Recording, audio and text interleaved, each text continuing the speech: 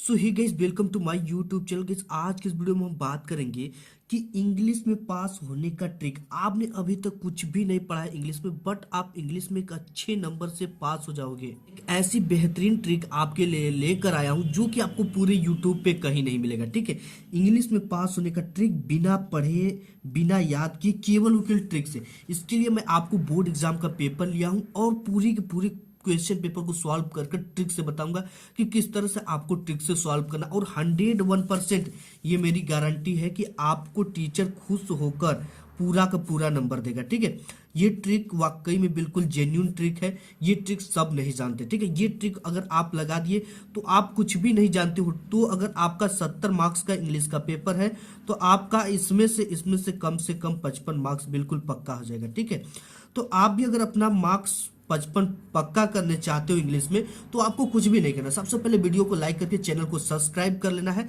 तो आइए शुरू करते हैं आज की इस धमाकेदार वीडियो को। देखो, इंग्लिश पढ़ना व लिखने नहीं जानते हो फिर भी आप आंसर लिख लोगे। ये ट्रिक मैं आपके साथ शेयर करने वाला हूँ और 100% गारंटी, टीचर खुश होकर पूरा नंबर देंगे। ठीक है, 100% गारंटी है पास होने की। ये मेरी गारंटी कि 100% आप पास हो जाओगे। तो इसके लिए मैंने बोर्ड का यहाँ पे पेपर ले रखा और हर एक चीज आपको सॉल्यूशन के साथ दिखाऊंगा। कोई भी कहीं जाने की जरूरत नहीं है। ठीक है, तो सबसे पहले जो इंग्लिश में आपका आ जाता है वो आ जाता है अनसीन पैसेज। ठीक है, तो आपने अभी तक कुछ नहीं पढ़ा, लेकिन 101% जेन्यून ट्रिक बताऊंगा और इससे टीचर काफी खुश हो जाता है कि अनसीन पैसेज का आंसर जो था उसको कैसे लिखना है। तो सबसे पहले यहाँ पे मैंने बोर्ड की कॉपी ले लिया और इसी में आपको सॉल्व करके बताऊंगा। ठीक है, सबसे पहले आपको इस तरह से ऊपर से एक लाइन छोड़ के आंसर टू क्वेश्चन नंबर 1 है तो 1 लिख दो, 2 है तो 2 लिख दो। ठीक है, जो भी है उसको लिख देना है। इसके बाद 1 इंची से ज्यादा की दूरी लेकर एक स्केल से यहाँ पे पाई खींच लेना है। आपको यही चीज लिखना है। ठीक है, आंसर टू क्वेश्चन नंबर 1 है तो 1, 2 है तो 2। इसके बाद आपको यहाँ पे आंसर लिखना है। लिखने के बाद देखो, जैसे कि आपको ये कहता है कि read the following passage carefully and answer the question given below. ठीक है, आपको इसको नहीं रीड करना है।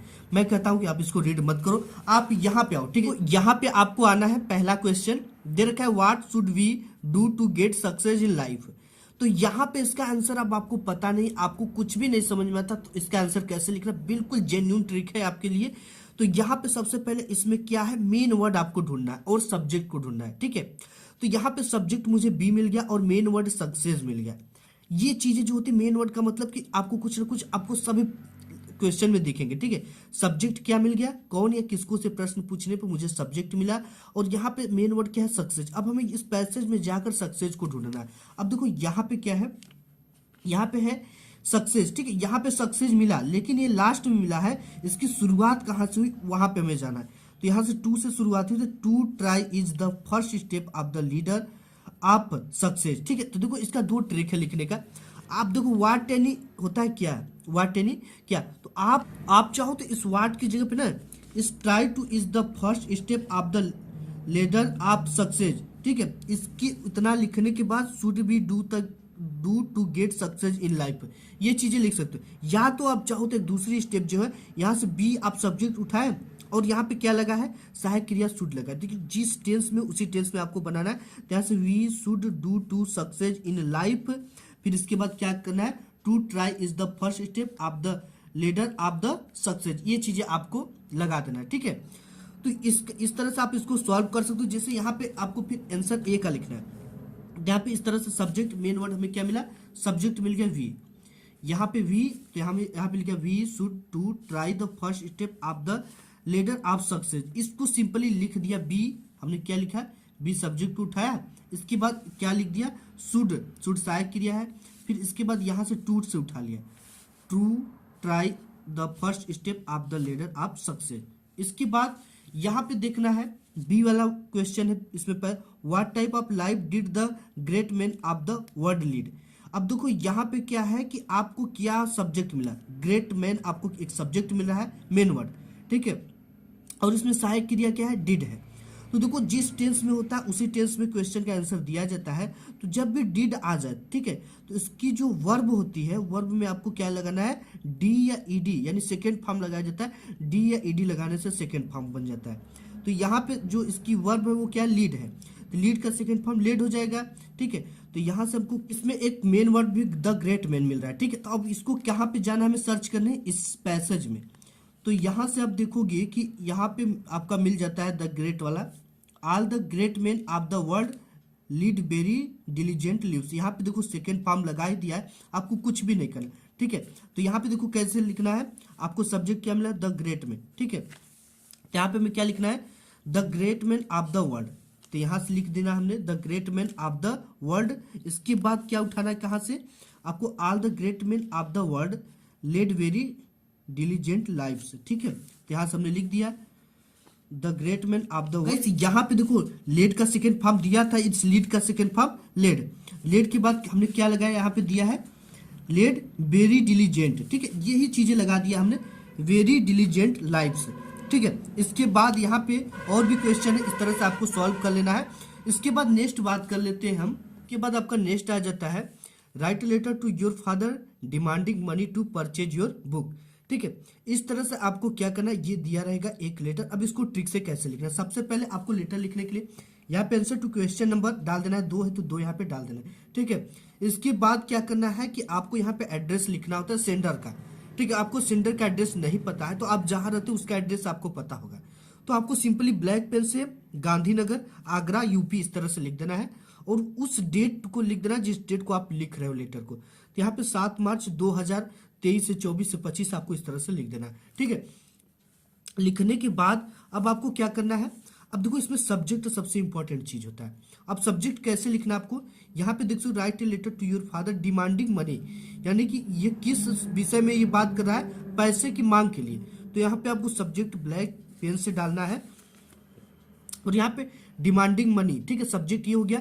अब इसके बाद यहाँ पे आपको अपने पिता से पैसा लेना है, तो यहाँ पे माय डियर फादर लिख देना है, ठीक है। इसके बाद देखो यहाँ पे 2 चीजें लिखनी होती है, विथ मोस्ट रिस्पेक्टफुली लिख सकते हो आप या आई बेग टू से, ठीक है। ये 2 चीजें याद कर लो आप, विथ मोस्ट रिस्पेक्टफुली यानी बहुत सम्मान के साथ, आई वुड लाइक टू से मैं आपसे कहना चाहता हूँ, I need some money to purchase my new books, मुझे कुछ पैसों की जरूरत है नए बुक लेने के लिए। अब देखो यहाँ से ये चीजें आपको कहाँ से मिली, ये तो आपको याद करने का, आई वुड लाइक टू से मैं आपसे कहना चाहता हूँ, आई नीड। अब देखो यहाँ पे है परचेज योर बुक। अब देखो योर की जगह पे आपको क्या करना, ये कह रहा है कि अपने पिता के लिए, ठीक है, अब तुम्हारे बुक के लिए, लेकिन यहाँ पे आप अपने बुक के लिए कर रहे हो तो यहाँ पे योर की जगह पे क्या लिख दोगे, माई लिख दोगे, ठीक है। तो यहाँ पे है I need some money to purchase my new book, और आई के साथ हमेशा अपना की इंग्लिश माई लगती है, ठीक है। तो यहाँ पे आई नीड यानी मुझे जरूरत है सम मनी टू, अब देखो यहाँ पे टू परचेज माई बुक, ठीक है, टू आ गया, परचेज माई न्यू बुक, नया बुक लेना है तो न्यू बुक लिख दो, बुक लेना है तो केवल बुक लेना है। तो यहाँ पे I need some money to purchase my new book. अब यहाँ पे क्या करना है, इस तरह से आपको डैश डैश मिल रहा है, ठीक है। अब इस डैश में आपको क्या, आप इतना कर दिए, ठीक है। अब आपको डैश डैश हमने यहाँ पे लगा दिया। अब इसकी जगह पे आपको क्या करना है, आपके बोर्ड एग्जाम के पेपर में कई तो पैसेज देखने को मिलेगा, आपको क्या करना है, देखो थोड़ी सी सावधानी बरतनी है, आपको ऊपर शुरू से नहीं उठानी, ठीक, पैसेज को जहां से भी उठाना है जहां पे फुल स्टॉप लगाओ, ठीक है। और लिखना कहां से, एक फुल स्टॉप तक, जैसे यहाँ पे डिट्स क्या फुल स्टॉप लगाया तो आल से उठाओ डिट्स तक, इसमें क्या कर दो, भर दो, क्योंकि एग्जामिनर जो होता है वो शुरू की 1 से 2 लाइन को देखता है और कुछ ग्रामर्स के रूल को देखता है आपके। तो यहां से आपको क्या करना है, उठाकर इसमें 2 लाइन 3 लाइन भर देना है, ठीक है। अब भरने के बाद आपको लास्ट में लिखना है डियर फॉर, यानी इसलिए, आई रिक्वेस्ट यू टू, मैं आपसे अनुरोध करता हूं, ठीक है। इसके बाद इस चीज को आप याद कर लीजिए, योर ओबेडियंटली या योर लव्स, यानी आपका आज्ञाकारी, अपना नाम नहीं लिखना होता है, XYZ इस तरह से आपको लिख देना है, ठीक है। अब इसमें नेक्स्ट चीजें आती है क्या आपको लिखने के लिए, नेक्स्ट आपके बोर्ड एग्जाम में आता है आर्टिकल, ठीक है। सेक्शन बी के अंतर्गत आता है सेक्शन बी राइटिंग, आर्टिकल लिखने का आता है। सबसे पहले आंसर टू क्वेश्चन नंबर आपको डालना है। इसके बाद यहाँ पे जो भी आर्टिकल लिखने के लिए रहेगा वो दिया रहेगा, ठीक है। जैसे the pollution problem in India, ऐसी अगर आपको आ जाती है आर्टिकल लिखने के लिए तो वो दे देगा heading the pollution problem in India. और ये आपको जरूर ध्यान देना है कि जो आर्टिकल होते हैं उसके फर्स्ट हेडिंग और लास्ट हेडिंग बिल्कुल सभी में सेम होता है। जैसे फर्स्ट हेडिंग आपका इंट्रोडक्शन होता है, यहाँ पे डालना है, और जो लास्ट हेडिंग होता है वो कंक्लूजन होता है। इसके बीच की हेडिंग आप अपने मन से चाहे जो रख दो, ठीक है। जैसे यहाँ पे द पॉल्यूशन प्रॉब्लम इंडिया आ गया, तो यहाँ पे आपको क्या करना है, the problem of pollution has been become very serious in India today. ये चीज आपको याद कर लेनी, ठीक है। यानी कि आज की डेट में जो पर्यावरण प्रदूषण है वो भारत में बहुत ही गंभीर समस्या है। इसके बाद यहाँ पे आपको डैश डैश लगा देना, ठीक है। इसकी जगह पे आप क्या कर, कई ठो बताया हमने कि पैसेज आता, उसी पैसेज से उठाओ। और कैसे उठाना मैंने शुरू में बता दिया है कि आप ऊपर से एक लाइन छोड़कर आप जहां भी देखते हो फुल स्टॉप, ठीक है, वहां से एक फुल स्टॉप तक आपको लिख लेना। यहाँ पे आप देखते हो तो यहाँ से शुरू करो और यहाँ तक लिख दो, ठीक है। इसमें थोड़ा थोड़ा करके सभी लाइनों में आपको भर देना है। जैसे मैं यहाँ पे आ गया, ठीक है, तो यहाँ पे आपको इस तरह से लिखना है। इसके बाद डैश डैश की जगह पे अपने मन से भर सकते हो। इसके बाद यहाँ पे काइंड ऑफ पॉल्यूशन, आप जानते हो कि पॉल्यूशन के कई प्रकार होते हैं, जो भी आपको याद हो, जैसे एयर पॉल्यूशन हो गया, वाटर पॉल्यूशन हो गया, नॉइस पॉल्यूशन हो गया। इस तरह से आपको अच्छी तरीके से हेडिंग डालना, ठीक है। हेडिंग में आप चाहे जो लिखो, जो एग्जामिनर होता है ना वो काफी फास्ट होते हैं, क्योंकि आपको पहली और अंतिम हेडिंग देखता है और उसी के हिसाब से नंबर देता जाता है। लेकिन आपकी हेडिंग थोड़ी अच्छी कर दो आप। काइंड ऑफ पॉल्यूशन में आप there are many kind of pollution, इस तरह से थोड़ा सा लिखने के बाद वाटर पॉल्यूशन, नॉइस पॉल्यूशन और जो भी एयर पॉल्यूशन लिखने के बाद एयर पॉल्यूशन हेडिंग डाल दो, उसमें थोड़ी सी air pollution is the mostly. इसके बाद cast smoke coming out of the chimney. इस तरह से अगर नहीं पता है तो आप एयर पॉल्यूशन डालें, इसकी जगह पे पैसेज ही उठाकर डाल दो, ठीक है। कोई टीचर नहीं देखता, आप पैसेज यहाँ से उठाओ, एक पैसेज जैसे हमने इसमें बताया, पैसेज उठाकर क्या करो कि इसमें आप डाल दो, ठीक है। कहीं से कोई पैसेज उठाओ, कई तो पैसेज इसमें मिलते हैं, तो यहाँ पे कई पैसेज मिलेंगे तो आपको कहीं से उठाकर थोड़ी थोड़ी सभी लाइनों में डाल देना। सभी प्रकार के पॉल्यूशन, जैसे नॉइस पॉल्यूशन हो गया, आपका एयर पॉल्यूशन हो गया, वाटर पॉल्यूशन, इस पर थोड़े थोड़े हेडिंग इसी तरह से डालकर आपको भर देना है, ठीक है। ये चीजें अगर आप कर लेते हो तो आपको 101% पूरे नंबर मिल जाएंगे। नेक्स्ट आपके इंग्लिश के पेपर में आता है यहाँ पे, जो कि आप देख सकते हो 4 नंबर में, ठीक है। Answer one of the following question in the about 60 word, 60 word में देना होता है। तो यहाँ पे पहला जो क्वेश्चन है यानी लॉन्ग टाइप की क्वेश्चन है ये। देखिए कि how did the hail stones effect the field of Lencho, यानी कि लेंचो के खेत को हेलस्टॉर्म यानी तूफान जो है वो किस प्रकार प्रभावित किया।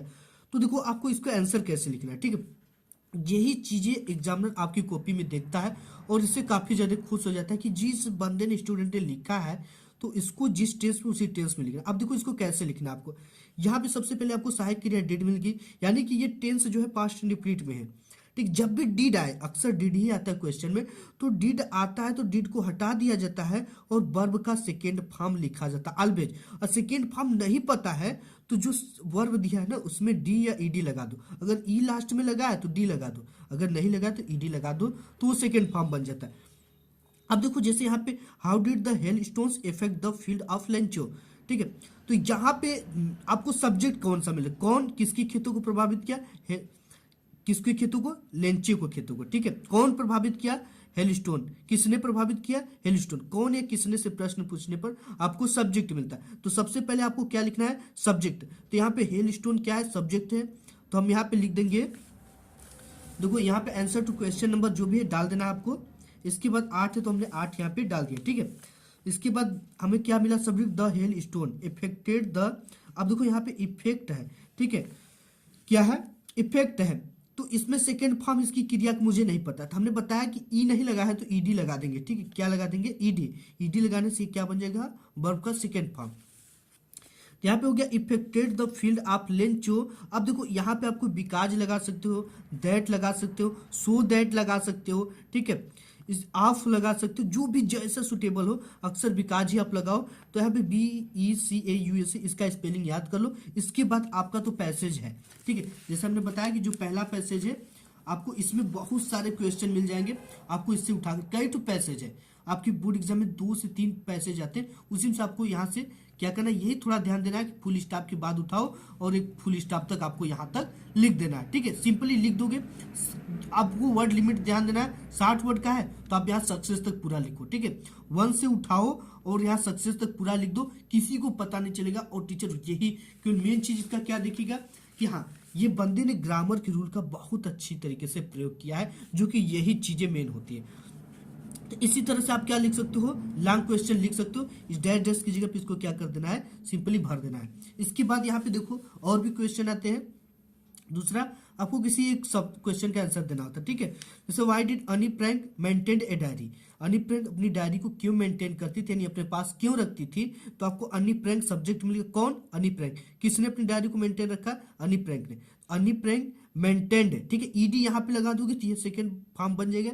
ए डायरी, इसके बाद आपको बिकाज, बिकाज के बाद आपको वही काम करना है कि अनसीन पैसेज को उठाकर भर देना। सिंपल आपका बन जाएगा, केवल आपने सब्जेक्ट के ग्रामर के रूल का परफेक्ट पालन किया। इसके बाद आपके बोर्ड एग्जाम में ये पूछा जाता है, अगेन आपके बोर्ड एग्जाम में आता है question, answer any two of the following question in about 25 words each, ठीक है। आपको इसमें से 3 ठो दिया रहेगा, किसी दो का 25 शब्दों में लिखना होता है, यानी 60 क्वेश्चन आते हैं। तो यहाँ पे आता है, यहाँ पे where were sweets and snacks prepared on special occasion. तो इसमें देखो आपको क्या ट्रिक फॉलो करना, वही ट्रिक लगेगा केवल जिस टेंस में उसी टेंस में आपको। देखो यहाँ पे स्वीट्स एंड स्नैक्स, ठीक है, ये बहुवचन है तो यहाँ पे वर ही लगेगा। तो यहाँ पे सब्जेक्ट क्या मिलेगा आपको, स्वीट्स एंड स्नैक। तो sweets and snack were prepared on special occasion, ठीक है, ये चीजें आपको लिखना है, सिंपल यही चीजें करना है इस तरह से आपको, ठीक है। तो आप यहाँ पे कर सकते हो। वर के बाद आपको क्या करना है, यहाँ पे पैसेज हमने दिया है, देखो नेक्स्ट पैसेज आपके बोर्ड एग्जाम में यहाँ पे देता है। इस तरह से आपको ये पैसेज मिल गया, ठीक है। इस पैसेज में आप कहीं से, जैसे यहाँ पे फुल स्टॉप या कामा है तो आप वहां से उठाओ और उसमें फिलअप कर दो, सिंपली आप इसमें ये कर सकते हो, ठीक है।